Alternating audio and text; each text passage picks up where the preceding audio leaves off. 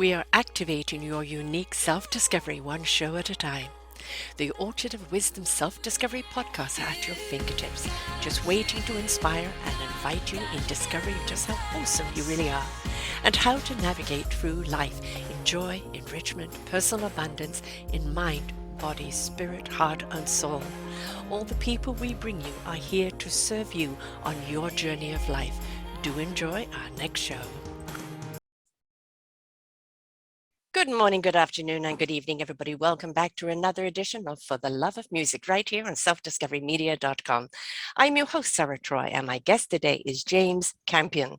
He certainly has a love of music. He's just written a book, Take a Sad Song and Make It Better. Well, take a sad song. We do like to make it better because that's what the message is all about from Hey Jude. We're going to be talking about the Beatles' music today, but also his love of music and why he looks for the meaning in it. And he has a podcast where he actually does discuss what does the music say to us? What are the words trying to say to us? And we know that the Beatles, it doesn't matter what era you are in, their music means something to us wherever we are or whatever stage of life and whoever we are. It's transcending that brilliance, quite honestly, of wonderful connection to heart and soul. He says the emotional currency of Hey Jude drives deeply into the song's origins, recording, visual presentation, impact, eventual influence, while also discovering what makes Hey Jude a classic musical expression of personal comfort and societal unity conceived by master songwriter Paul McCartney. Within its melodic brilliance and lyrical touchstones of empathy and nostalgic resides McCartney's personal and professional relationship with his childhood friend and songwriter partner, John Lennon, and their simultaneous pursuit of the woman who would complete them. They are also cues to the growing turmoil within the Beatles and their splintering generation scarred by war, assassinations, and virtual protests. We're really, quite honestly, we could be talking about this era right now. Violence, war, protest, does it ever change? And music is a wonderful way to reflect. It is the poetry of our time to reflect where we're at, how we feel, what we want to see come, the answers. But are we listening? Because they wrote these songs back in the 60s, and it was a protest then, and it was a way to connect then. It was a way for us to go into ourselves and truly listen to each other. And here we are decades later, pretty well still singing the same songs, and we're still in the same war zones and protest and everything else. Are we not learning from the music, James?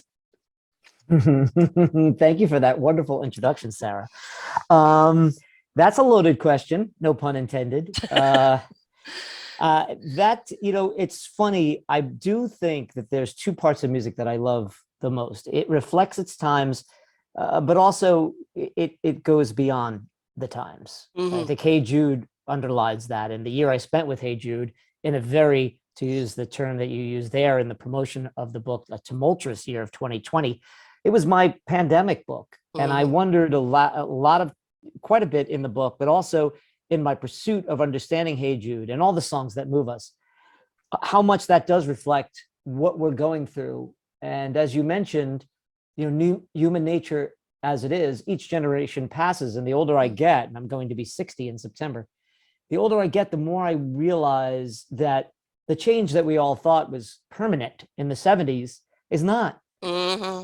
And we see that here in America, certainly over the last couple of months specifically, and also you see it globally. You see it in just, again, it's not an American thing. It's not a Western thing. It's a human thing. It is. And I think that's the great thing about music, is that it does speak to our humanity. It invites us to step into humanity. Yes. It begs us to step into humanity. I mean, all the songs on love is to step into love, for love is the answer, because when you're in a vibration of love, you can't willingly do any harm to anyone else, because you're in an ethereal of a love that is about kindness and caring. Right? So, we have all of these songs based in learn to love, have someone to love yourself. Love is the answer. but somehow or other we keep listening to these songs, but is it really being absorbed? Are we listening to apply?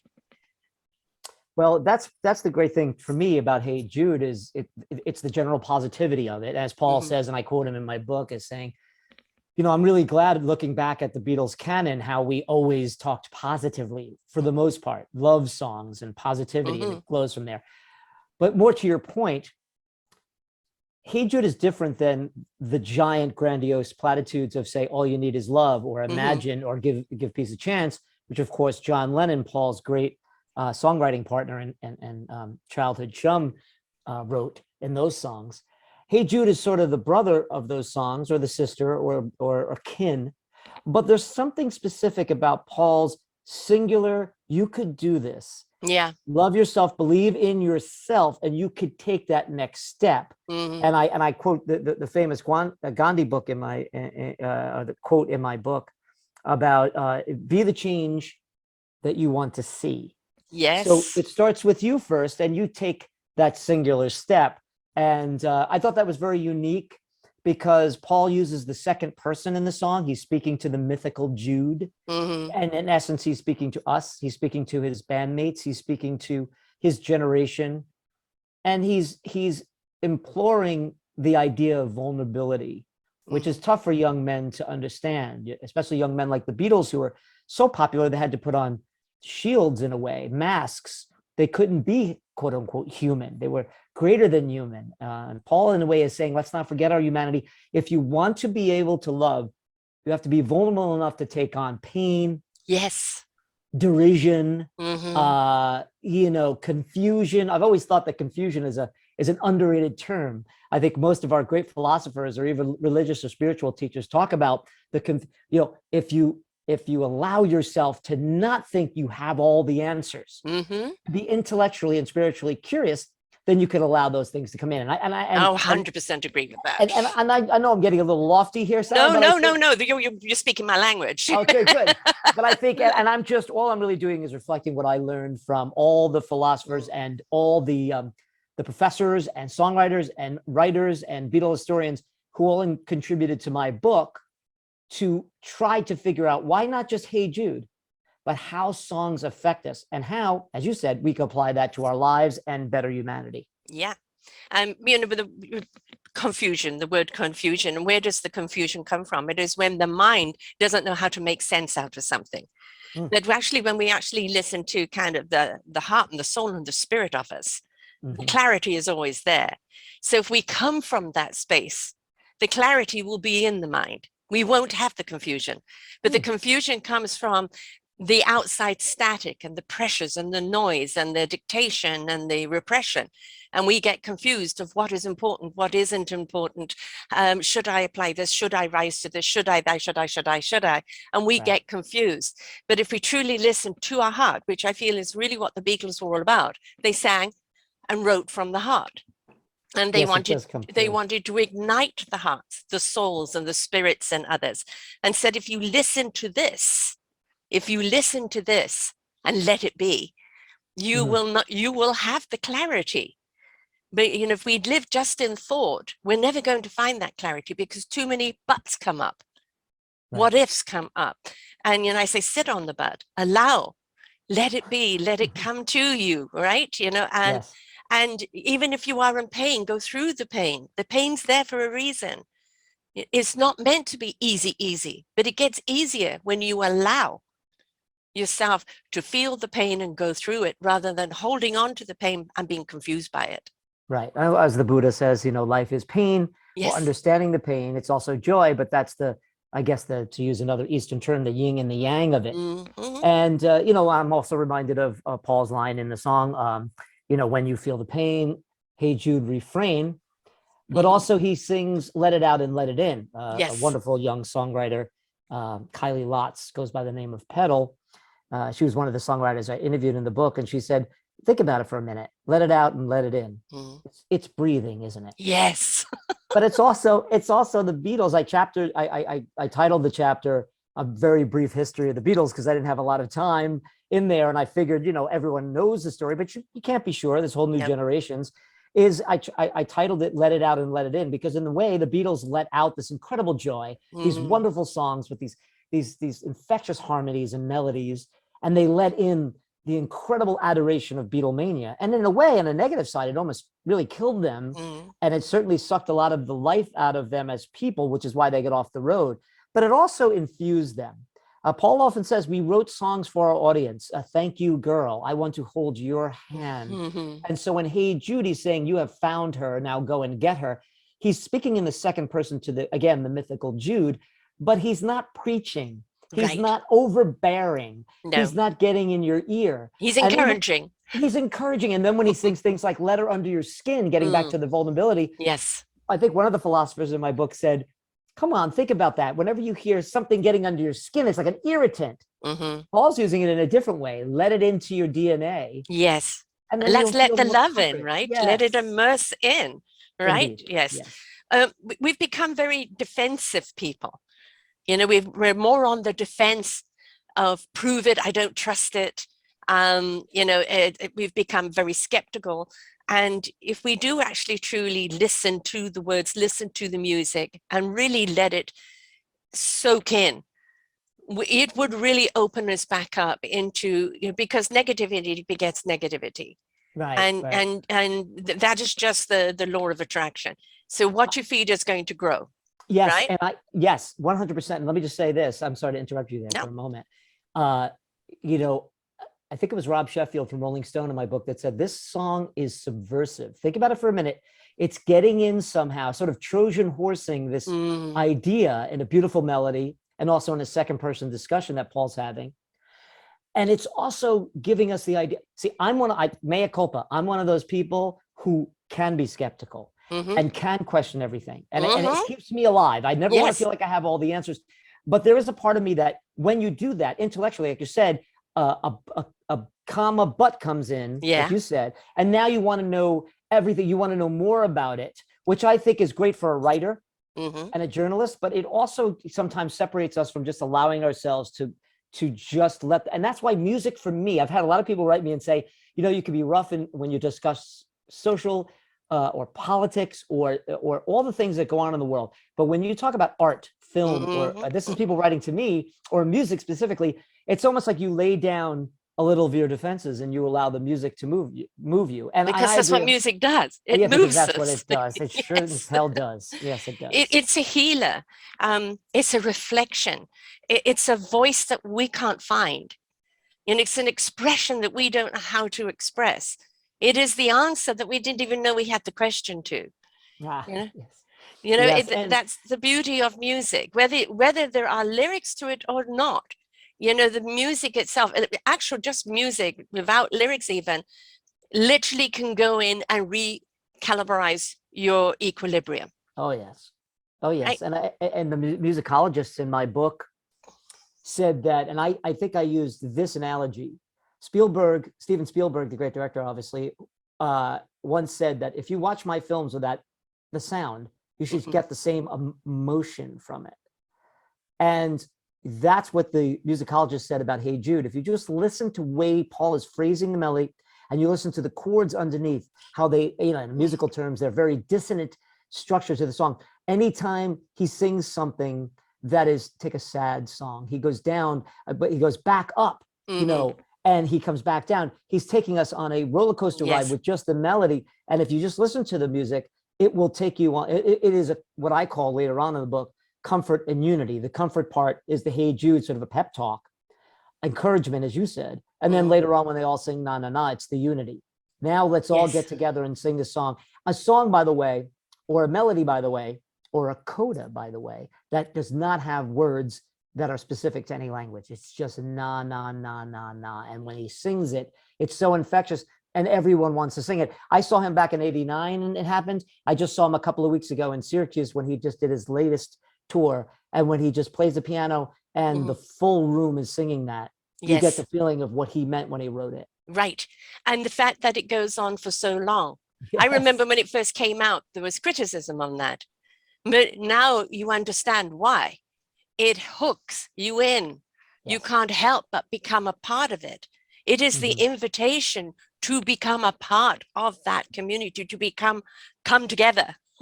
Yeah, very good. Very good. And you know, I felt the same way. So I never felt that way about the nanas, because I write in my book about how I used to sing that when I was 5 years old to help me fall asleep. So they can sing that for 20 minutes as far as I'm concerned. But I do get the criticism, because when I first heard the full version of Give Peace a Chance, that goes on for like 8 minutes. Yes. And there's only 3 verses, and each verse is about 30 seconds. Yes. So about 6 minutes of them over and over again. And I must say, all right, I get it already. But you know what? That's me in 1979, 1982, 1990, 2022 saying that.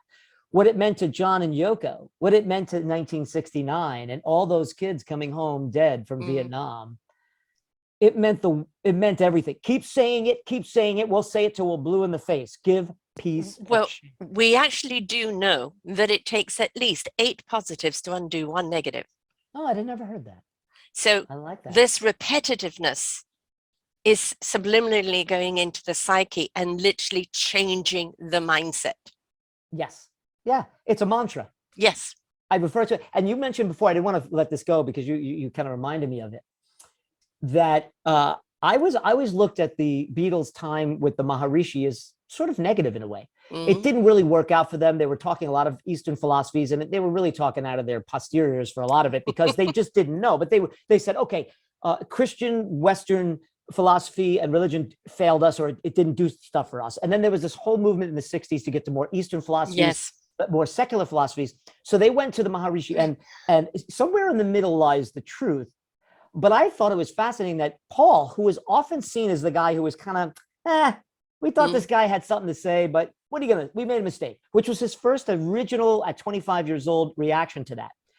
But over the years, and I read it in his biographies and I put it in my book, he realized he still does the mantra he learned from the Maharishi. And there was something the Maharishi said to him that stuck with him. And that is the quote, and I quote it a few times in my book: the heart goes to the warmer place. Yes. And that's what Hey Jude does. It says, yes, take that heart and find the place. You have found her. Yes. Now go and get her. You could substitute her, which I would never do, because obviously John found Yoko and Paul found Linda around that time. But if you substitute, and I've never said this in any of the interviews I've done, and I think you've brought it out of me, Sarah, is the sense where if you found it, now go and get it. Yes. Or if you found you, go and get you. You know, it is all about discovery. Yes, yes, it is. Whatever it is you are meant to discover. And, you know, again, if we can get out of the dictation of what it is we're meant to discover and allow and take the path, what we need to discover will be in front of us. But we have to give the free will, and we have to be willing to receive. Yes. And if you remember, and I know a lot of people know this story, but just for your listeners, Paul wrote this song to comfort young Julian, the son of John Lennon, when he left his family, Cynthia, his wife, who they was breaking off for a while. They married so young at 21 because she became pregnant. And Julian was the same age as John was when his father left him. And Paul and John both lost their mothers young. So Paul had a great empathy for Julian, and he was sort of like his surrogate son. In fact, Julian, as an adult, has said, I only have pictures of Uncle Paul and me playing. And Paul never fails to send him a Christmas card and a birthday card every year.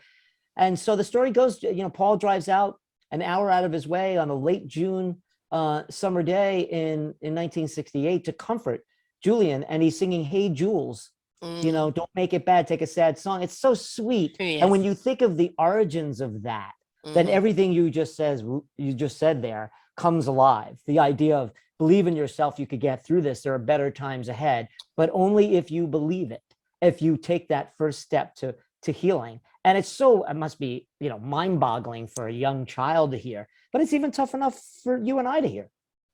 Well, I mean, quite honestly, that's what an awful lot of the platform of my shows are about. They're about the hey discovery.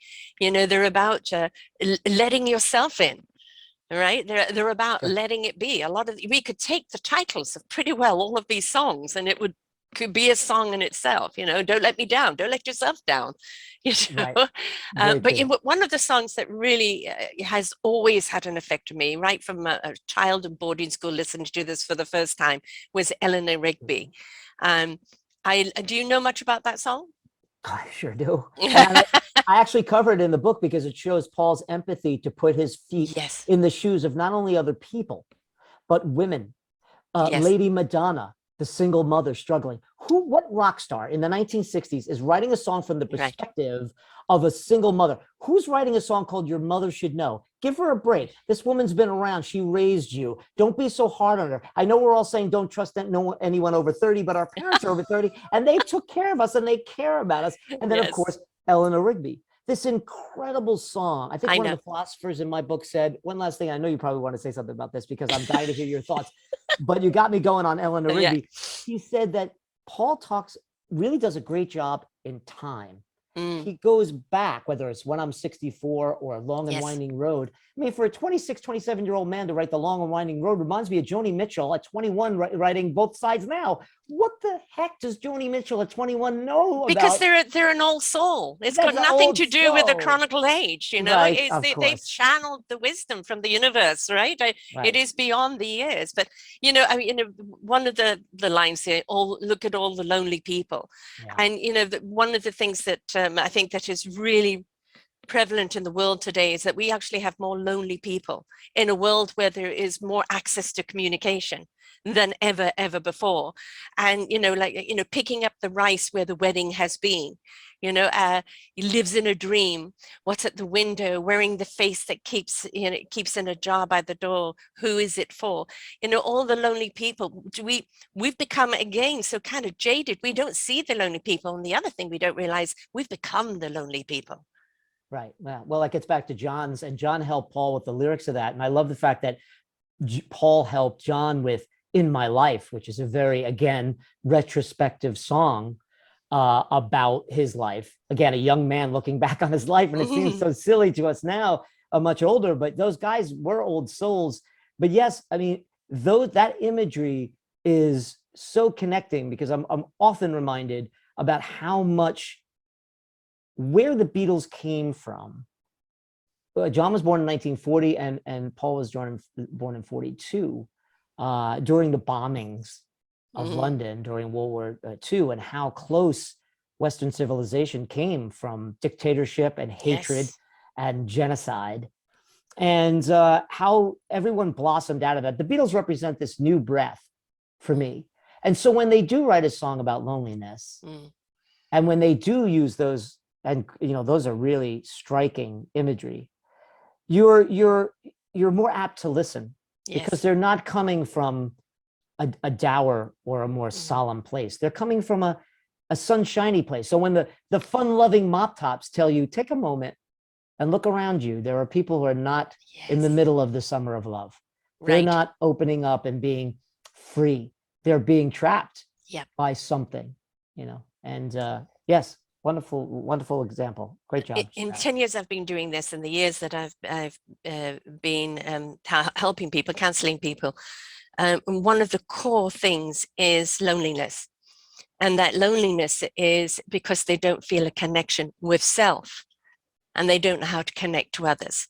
Because so many people are living the societal's expectation of what they should be, rather than the divine presence of who they are, on the divine essence of who they are. And, you know, the whole thing about life is a self-discovery, to know who we are, why we're, and what we're here to do. What is our instrument? How do we play it? Which orchestra do we join? And that it can be a lonely road in that discovery. And you know, most people do come from the loneliness until they discover who they are, what their purpose is, what that instrument is. Now they can join that orchestra where they feel they have a connection and they belong. But it is actually a part of the growth of life. We're all looking to belong somewhere, but we can't belong until we belong to ourselves. Yeah, I tell my young nieces, you know, when they say, well, you know, in high school, they're all off to college, many of them. And I said, you'll find your tribe.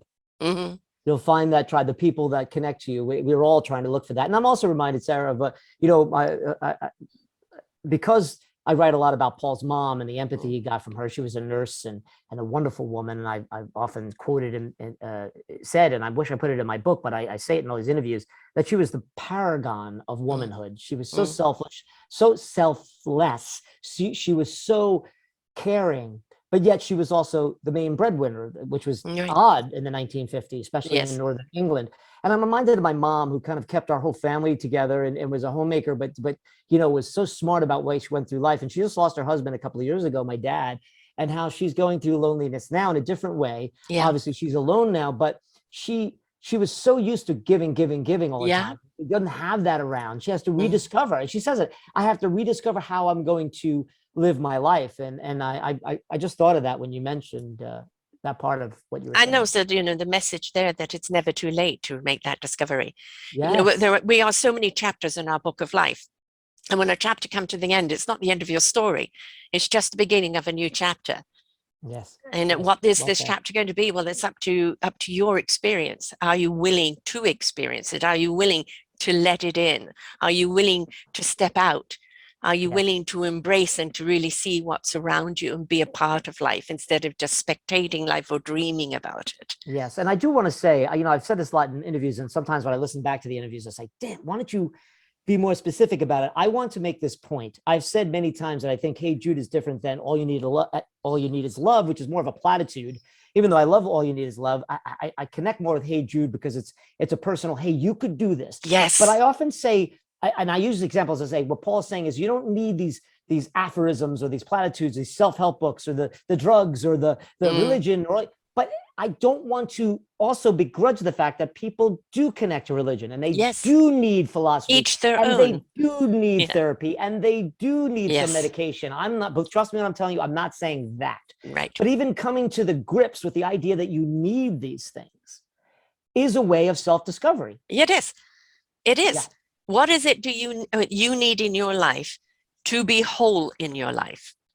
When you are whole, you actually are stepping into purpose to service.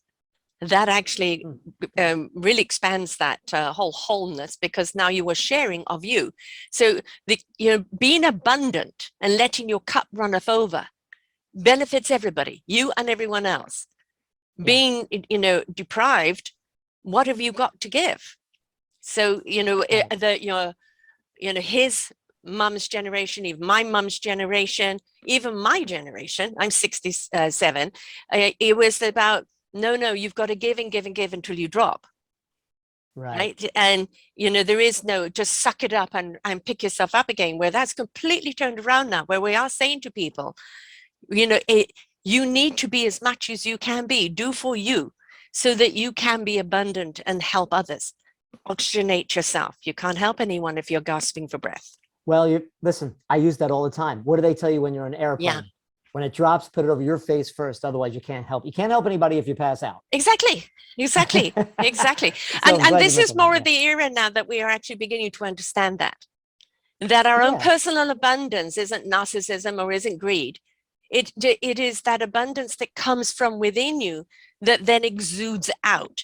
And why do we love musicians? Because they're sharing that inner abundance, that inner wisdom. They're sharing it out and hoping that it trickles down to you and everyone else around you, that sharing of it. And again, how many decades since they started? What is it, 60?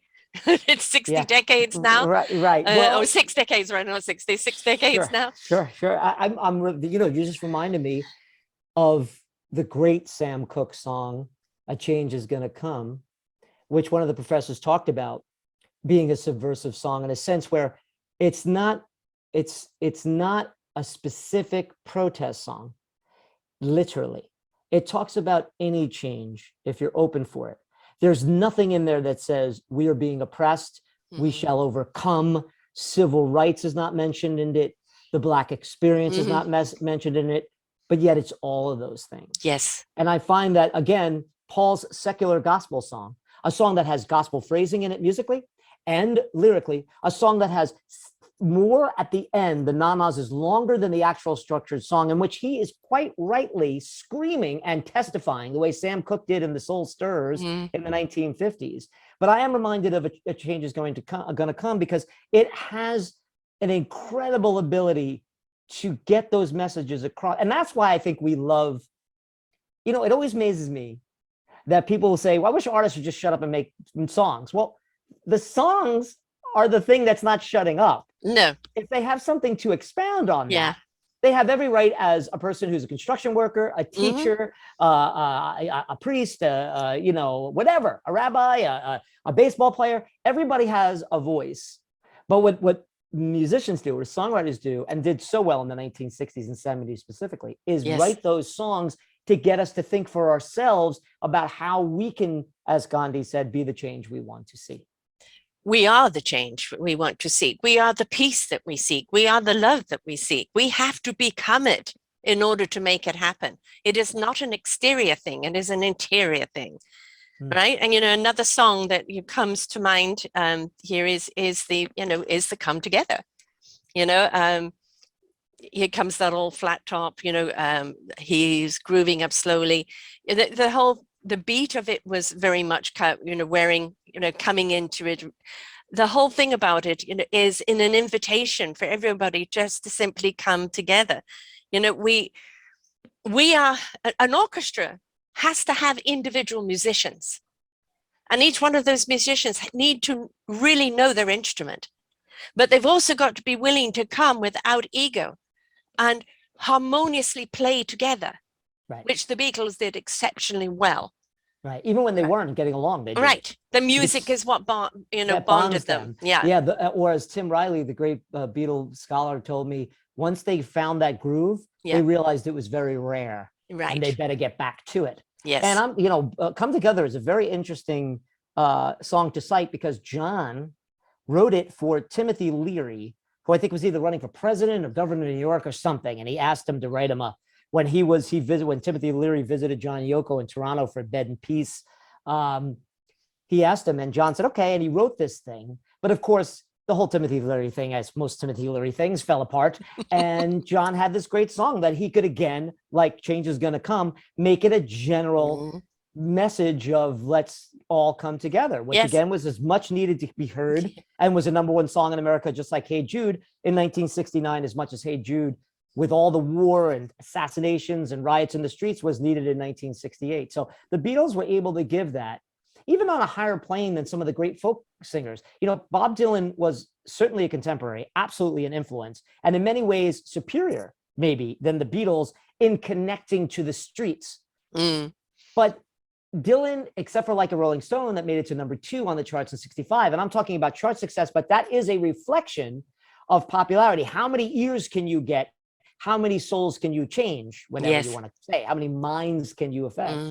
The Beatles had that soapbox. They had that megaphone, and they did not abuse it. And when it was misinterpreted, like in the Manson murders, the Beatles were quick to say, hey, this is, it's almost antithetical to what we're trying to say, because anybody can take something, and misrepresent it. Well, what you're getting back to John, getting back to Mark David Chapman's misinterpretation of Salinger's book and John's life, to murder him comes in a very real way, comes back to what we were talking about how people can misinterpret or at least interpret in their own nefarious ways. Right. But the Beatles, and it seems so ironic that the Manson thing would be around Helter Skelter, or that this maniac would shoot John in 1980 based on these things. But if you're out there constantly giving, I don't care if you're Gandhi or Jesus or Che Guevara or Martin Luther King, it sometimes will come back violently.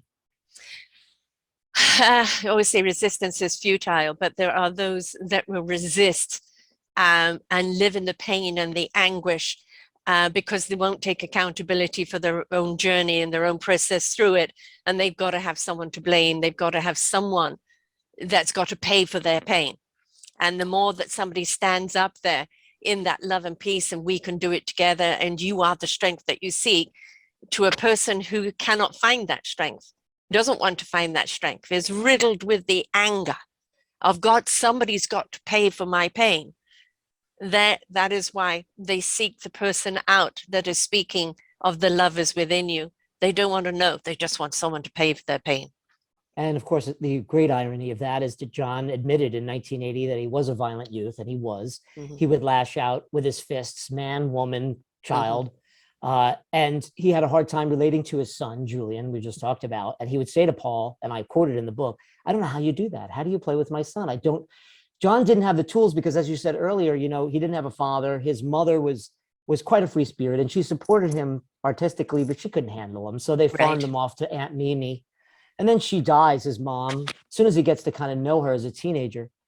And he says, there's a lot of rage there for me and a lot of real pain, but But the fact that he was able to take that and change on his own accord over the years, it took him many journeys and many avenues, whether it was drugs or Yoko or music or Elvis Presley or his relationship with Paul, or, you know, or his veneration of Bob Dylan, whatever it was that John embraced, it was to try to get out of that cycle of violence. Yeah. And the great irony is that he was murdered violently. Yeah. Yeah.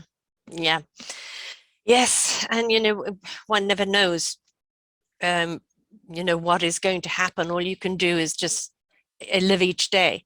And yes, tomorrow, you know, never knows, as John wrote. No, it is the, you know, the, if we are confused, if we're feeling kind of lost and lonely, if we don't know where our tribe is, if we want to try and make sense out of life, especially all the violence and the going backwards in time that's going on all around us, music is something to turn to.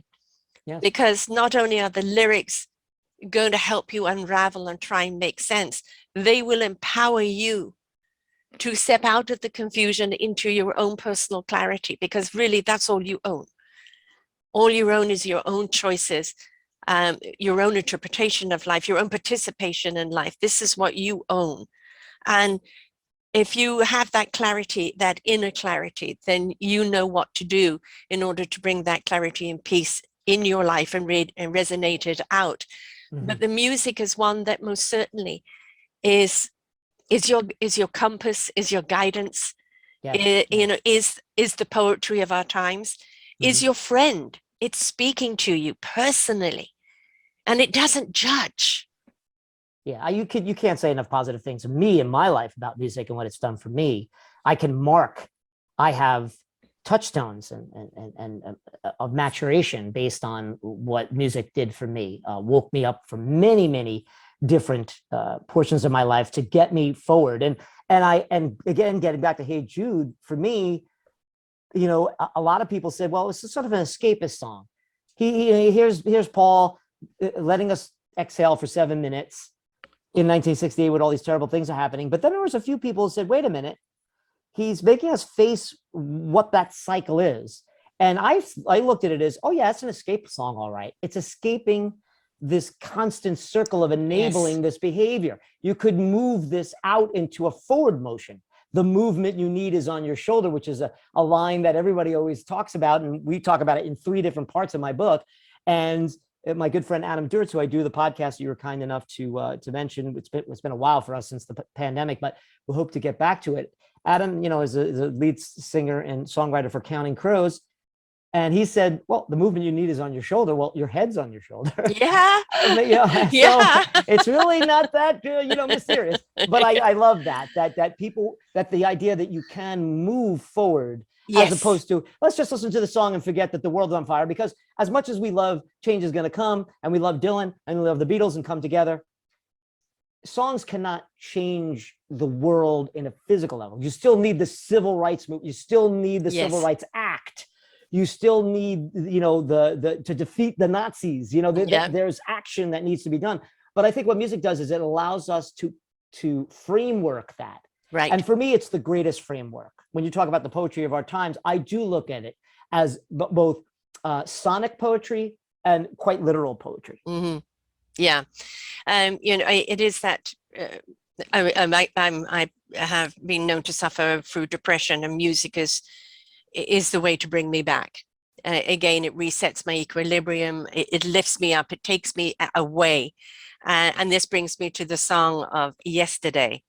You know, yesterday, all my troubles seem so far away. Now it looks like they're here to stay.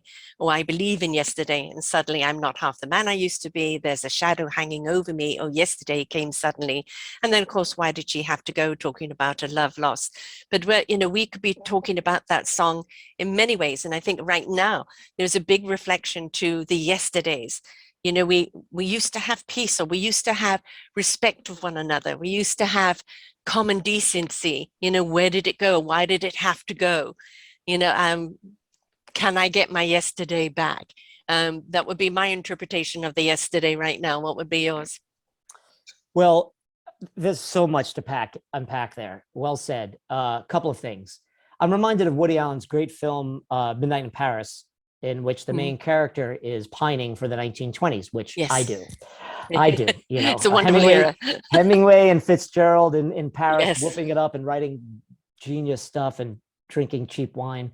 It's very Beautifully romantic to me. cinematography there, yeah. Oh, gorgeous movie. But then he meets a woman that is in this 1920s milieu, and she is pining for the Belle Epoque from you know, back in the teens. And she's more interested in Toulouse-Lautrec and surrealism. And in a way, what Woody is saying there, and I think one of the characters actually do, is that there's this feeling of nostalgia to always make the past the better times. Right. But of course, you know, there was, you know, people always, when I was growing up in the 70s, they romanticized the 1950s, happy days, you know, and but in the 1950s wasn't happy days if you're a woman or an African American. Oh God, no. Yes.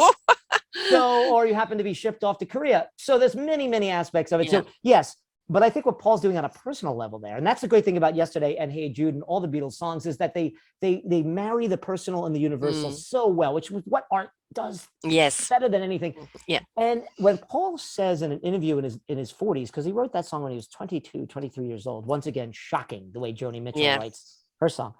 And he says, you know, I think about it, why she had to go, I don't know, she wouldn't say, is about his mom. He lost his mom when he was young, and he goes, I didn't realize. Yeah. That was still bothering me. One of his biographers told me, Paul works the best when he works in his subconscious. He allows that to come in so we can work on our subconscious. And so Yesterday means a lot of things. And that's what when you brought it up, it was so much to unpack there. But yes, again, it's just like in Eleanor Rigby or Long and Winding Road. Paul is working with time.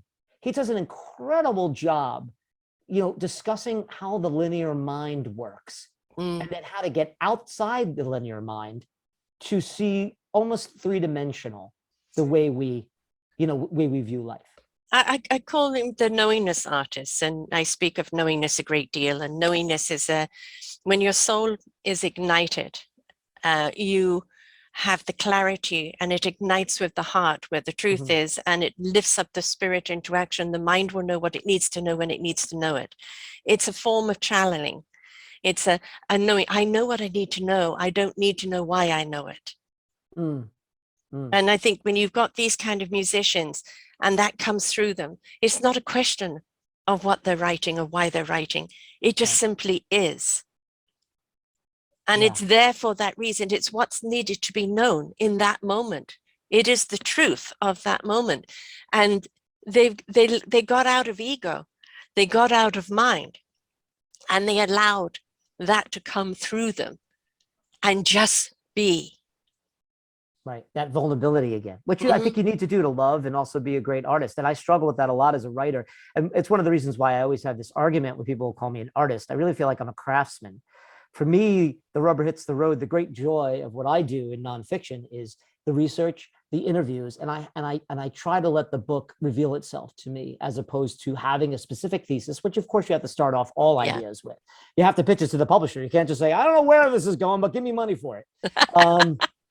But it changes every time because you have to allow yourself for those changes. So because writing is the most solipsistic thing we could do. You're a god in a way in your own world. You're creating this thing and you're trying to make arguments for what you're writing. I wrote this entire book of essays about Warren Zevon's work, Accidentally Like a Martyr. And I did it. Everyone asked me why. I did it because I love Warren Zevon's music so much and hardly anyone knows anything about it. And I think that's why we tell our stories. Yes. Because we don't know anything about it. And I tried very hard not to be preachy in that book and say, you have to love this because I love it. If you're not passionate about it, I could never understand how writers are ghostwriters for people they don't like. You get this all the time. I don't know. I took the money, but that guy, what a blowhard, or I couldn't believe his ideology or his philosophy or she or he or whatever you're writing about. It's such a difficult, I love doing it, but it's a difficult endeavor. It's very isolating, a lot of discipline, long hours, questioning yourself. The book just came out a month ago and I went through this terror of 6 weeks of, oh my God, what if I have one piece that's wrong in there, they'll trash the whole book. 2 years of my life, down the drain. That's what goes into your head. But Well, that you is, have to yeah, love that's it. You the, have to that is love the it. brain. That's the brain thing, Yeah. right? That it's the mind programming of that we perceive everyone's going to hate it before someone tells you that they love it. And you got to trust, I'm sure the Beatles were like that with a song when it went out. Will people get it? Will it connect with them? And I'm sure every artist is like that. But those that are ready to receive will receive. Those that aren't, they're not ready. Right. Right? Yeah, well said. Yeah. I want to talk about a couple of your other books, actually. Accidentally Like a Martyr. Tell us about that one. Yeah, again, I wrote, instead of doing a biography of Warren Zevon, I decided to write essays. I'm an essayist at heart, columnist, so I tried to write in 1,000-word, 2,000-word in that construct. So I had written an essay about his song Desperados Under the Eaves, which I think is a wonderful allegory for alcoholism, loneliness, Los Angeles during the 1960s, poverty, jealousy, self-loathing, all those things. In other words, today's. Yeah. And so when I gave it to my editor at the time, Bernadette Malavacca, who did a fantastic job kind of getting me out of pulling the book out of me, said, try another one, pick another song that you don't love as much and see. And so I realized, in essence, the subtitle of that book is The Tortured Art of Warren Zevon. And I swear to you, I did not try to use the trope tortured artist. He just always said he had a really hard time fashioning songs. It really tortured him. So, and the songs have a tortured kind of feel to them, as I just mentioned, with Desperados Under the Eaves. The very first word is desperado. Yes. That his biography, his underlying existence as an artist are told through the songs. And his ex-wife, told me, you're doing great work here because all of us who knew Warren, his children, his friends, he didn't really come clean with a lot of us. We felt we learned more about him through his songs. So it's a collection of essays where I picked 11 songs I thought really tell the story of his childhood, of his bout with alcoholism, of his occasional misogyny, of his proclivity towards violence or writing about violence, his Eastern European origins. I thought that would be his love of classical music. And I think a biography comes out because it reveals it. It's not a straight biography, but it's a way you can learn about a musical artist by studying the music. And I was so tickled. I don't know if this woman, and the name escapes me, had read my book or was turned on by it or whatever. Maybe we were working in the same transom. But I just read this wonderful book. And again, I wish I could remember the title. Please try to look it up. It's about Beethoven. It's called, the subtitle is Beethoven's Life in 9 Symphonies. So she took all 9 symphonies and she broke each part of his life down. Yes, I've heard about this. Yes. And it's just, I was like, cool. Someone had the same idea. You're right. Yes, no, I have heard about that. I do have to look that up. Okay, Shout It Out Loud. Yes, Shout It Out Loud. The story of Kiss's Destroyer and the Making of an American Icon is about a record that I loved when I was a kid called Destroyer by the band Kiss. Everyone knows Kiss, but they don't know maybe their individual work. And for years in music symposiums and in college and with fellow music nuts or nerds or geeks, as I like to call them, they would always say, what's the great rock albums of the 70s? They bring up Rumors and Dark Side of the Moon, certainly. And, some great works by Elvis Costello and the Ramones and of course, McCartney and Lennon. But I'd always say, what about Kiss's Destroyer? What about that Destroyer record? I love that record. What? Kiss. So once again, I said, all right, then I'm going to dedicate, and that was a long one. That took me almost 3 years. And really the underlying joy for me, as I mentioned about the interviews, is I always loved the producer, Bob Ezrin, Robert Allen Ezrin, who produced a lot of Alice Cooper's earlier work. He produced The Wall by Pink Floyd. He produced Peter Gabriel's first record that has Salisbury Hill on it. And I always loved his work. I'd always say, I love this record. And then look, oh my God, Bob Ezrin produced it. And Bob worked in what he called the cinematic aura, oral cinema, A-U-R-A. And I thought, I'd love to describe this in word. I'd love to sit with Bob and have me how he paints this amazing stories, like Alice Cooper albums were like these little horror vignettes, but in rock songs. And as like an 11-year-old kid who loved horror movies and comic books, that was speaking to me. And so this was like 4 of those things, And when Bob married up with Kiss to work on this Destroyer record and everything that came from it, and how it described the over-the-top aspect of the 70s, and how we all used our, even the way, Sarah, and you remember this, we used to absorb music. We had to be sitting in a room. This is before you had a cassette player in your car, right? Before you had, the Walkman or a CD player. You went in your room with a record, you put it on, you had the record album to stare at, but you used your imagination to figure. You went on the trip. The music took you on. Yes. And Bob was great at that. So to be able to interview him and have me tell me his method, let me into the laboratory in a way so I can see how Willy Wonka is making the chocolate. That was the beauty of that book. So I highly recommend it for people who want to know how magic is made in a studio in the 70s when they didn't have digital or sound tools or sound effects. It's like when they made Star Wars, which they made the same time he was making Destroyer. They had to physically make these special effects. There was the creativity with the craftsmanship, with the idea. So, I mean, that's a long way to say I love all my books, but that one really was a labor of love in the sense where I wanted to get out when we were kids growing up in the 70s, how music fired our imaginations, really. Well, yes. I mean, I spent many, many a long hour just, listening to music and getting lost and tripping.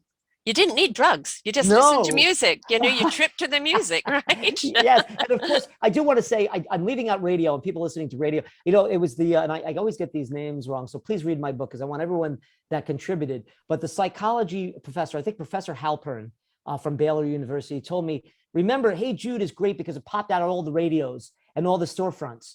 So it was a communal experience, how people observed it. Because back then, Hey Jude was #1 for 9 weeks in America, longer than any Beatles song, which I was shocked to learn. Right. And it absorbed America. So there was a communal experience to listen to that. But I mean, what I'm talking about is us running back home with our 45s or our LPs, putting them on the record player or the stereo, and then putting the headphones on and just getting, as you said, lost in the trip of it. Right. Yeah.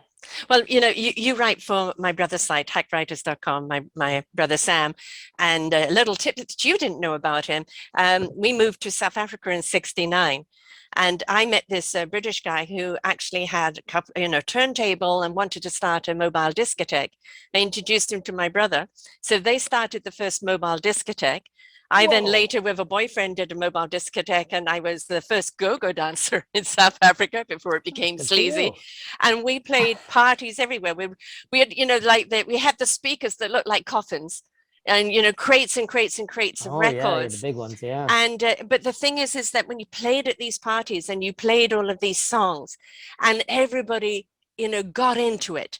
That was the beauty of it. Everybody got into it. Yes. And they would either sing along to it, or you would see them really letting themselves go. Right. And especially if you went to Canada, a highfalutin party and they're all prim and proper, and then you put on a number and it's just like they transform into something else. Yes, it's very much a mass. It's very much a mass. And in the Pentecostal way, like down south in the African American masses, where they just, they're just, I love the films of that. Of the one guy on the piano and then the 6 people singing the choir, and they're just dancing and throwing their hats in the air. I mean, that's what music does, man. Yeah, it completely and utterly ignites your soul. Absolutely. And, it just sets you free. Now, you've got this one, Fear No Art. What's that about? Well, that was just Fear No Art is funny because speaking of Adam, that was one thing that connected the two of us. He had a T-shirt back then. It was a painting I saw, and I never remember the artist, in the 80s down in the East Village. It said Fear No Art. And I thought, what a great idea. What a great thing that I grew up on George Carlin and Lenny Bruce and All in the Family, all these things that people were like, challenging our way of thinking. And all the music that I listened to, like an Alice Cooper, who I've gotten to know over the years and interviewed quite a few times. And Alice never lets me down. I love him so much. The people who really challenged the status quo and made us think of things differently. So I was going to name my column, which is called Reality Check, which Sam is nice enough to syndicate for his website, Fear No Art, but I didn't. So that's a collection of my original reality checks from the end of the 20th century, 97 to 2000. So the subtitle of that is The Death of the American Century, not in the sense where it was dying. Little did I know 9/11 was right around the corner, but in a sense where it was waning. And they would say, the 20th century was the American century and it was waning. And I was sort of observing that in my column. So I just wanted to call it Fear No Art because I just love that phrase. Yes. Now, this is a good one. I'll make sure I'm actually saying it right. Trailing Jesus. Trailing Jesus. In 1996, which turns out to be the 200th anniversary, technically, of the birth of the historical Jesus, because the calendars were off. So Jesus was born in 4 years, what they call BCE, which is before the Common Era. And I was also 33 years old, the year that Jesus died. And I was always fascinated as a kid, when I grew up a Catholic, of the Jesus sacrifice story and the Jesus teaching story, and how he was both a political figure, an egalitarian teacher, a social teacher, and he was executed for it. And beyond the religiosity of it.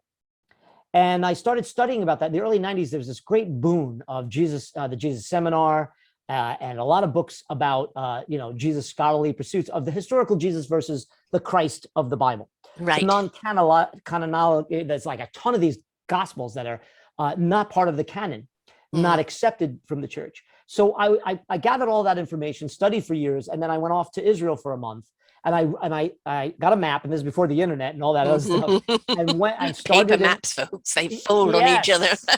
And I started in Bethlehem in Palestine, and I went all around the Galilee, and I spent a month and ended up in Jerusalem for a couple of weeks. And I trailed the exact spots. I found what was apocryphal, what was real about the historical Jesus in a geographical sense. And I use it as what I call it, a Holy Land journal. But I also talk about my sense of escaping organized religion for a more spiritual, open aspect of understanding the world. And I look at Jesus as a revolutionary character and a historical figure, but also a revolutionary character, as I mentioned before, like a Martin Luther King or a Gandhi. Yes. Sense where it was forcing people to think about the world differently. And as we see in our world today, as you mentioned, people are very, very against it's hard to change. Yes. And when you say to people, it's always nice to understand, which I believe Jesus was, that God is out there and it's everything. But if you say to yourself, I possess the ability to be sacred. And when Jesus comes out of the desert and he's like, I'm God, in essence, he's teaching everyone else. There's a very overlooked line in one of the Gospels that Jesus is telling the apostles, you guys can do this. You guys can heal. Yes. You guys can go out and do these things.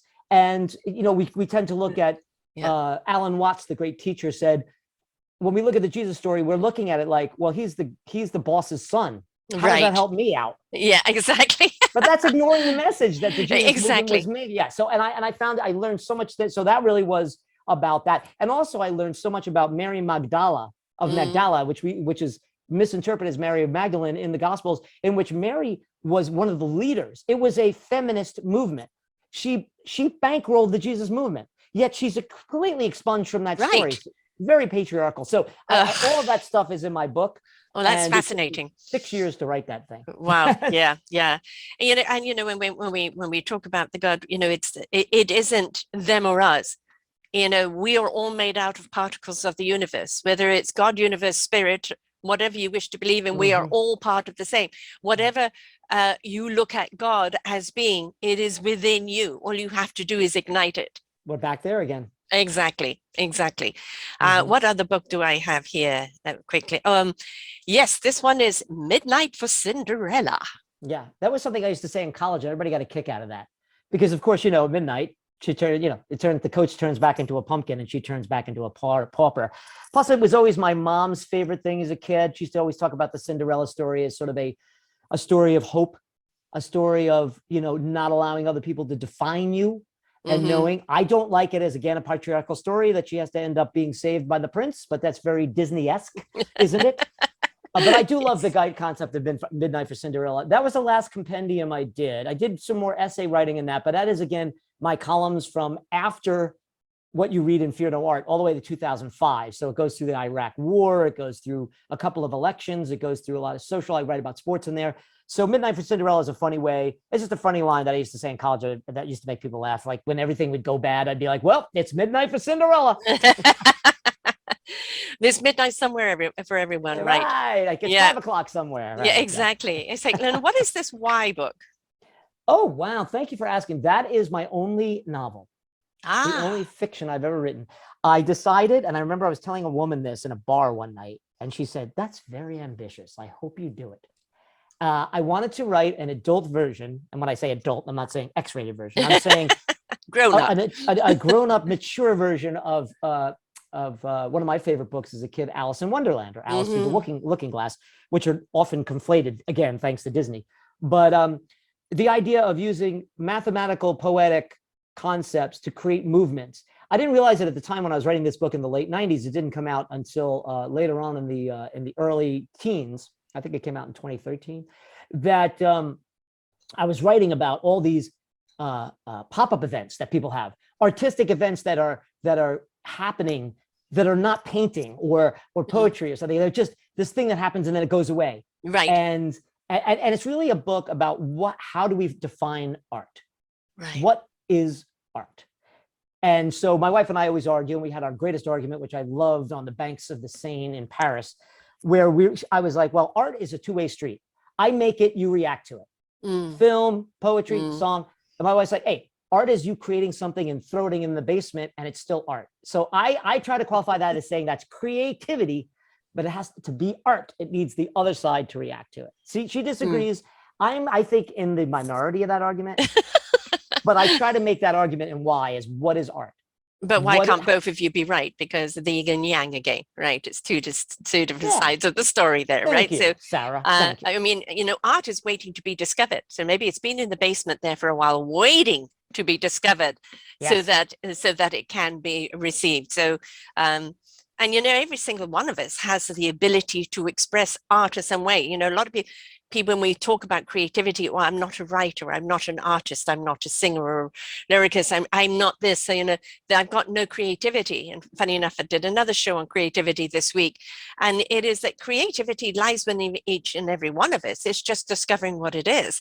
Right. A janitor in a fancy building can be very creative of how he cleans. And now let's be sure, when you walk into that building, when it's clean, you've got a good opinion of the CEO, right? If you walk into it and it's mucky and dirty and everything else, immediately, the disdain for the company is there.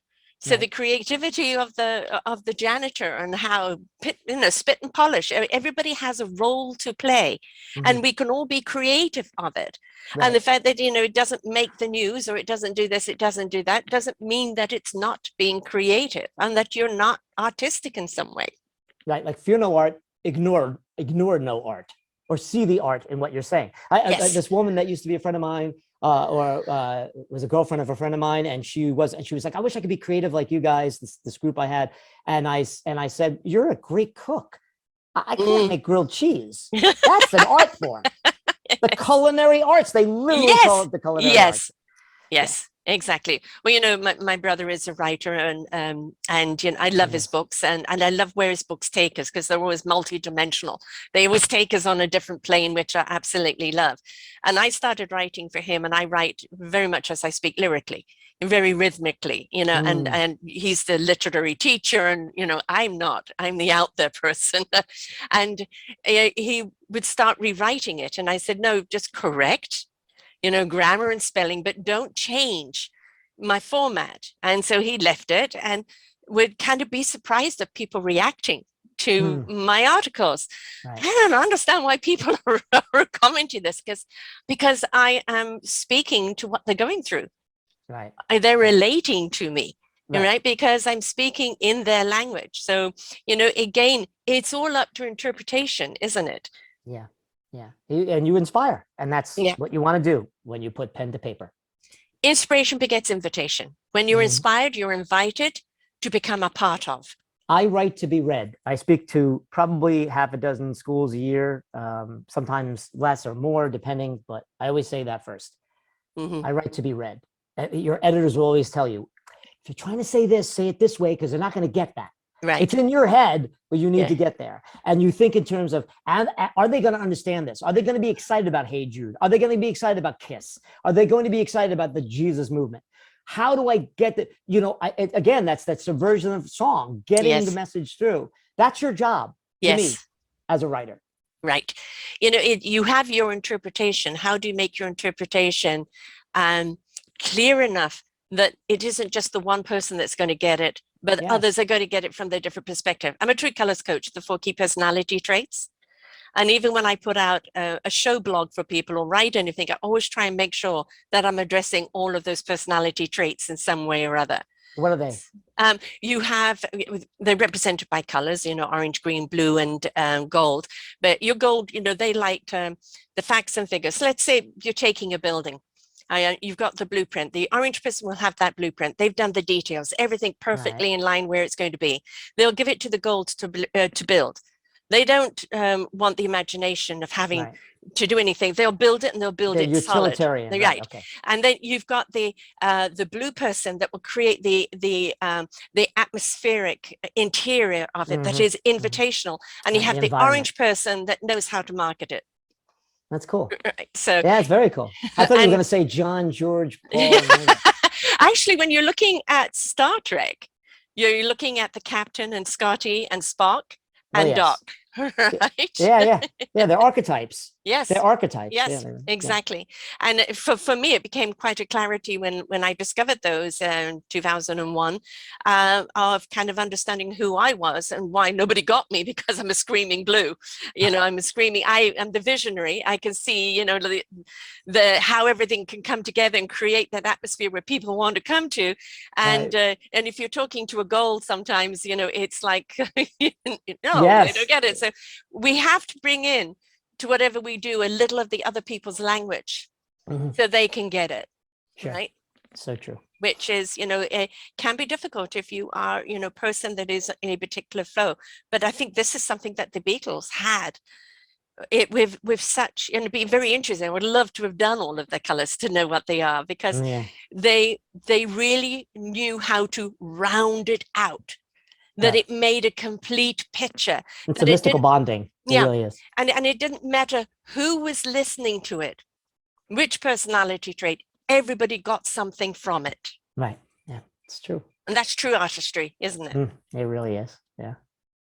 This has been an absolute delight speaking with you. Absolutely. I hope Same that here. you send some articles over for our site as well. I'd love to see them there.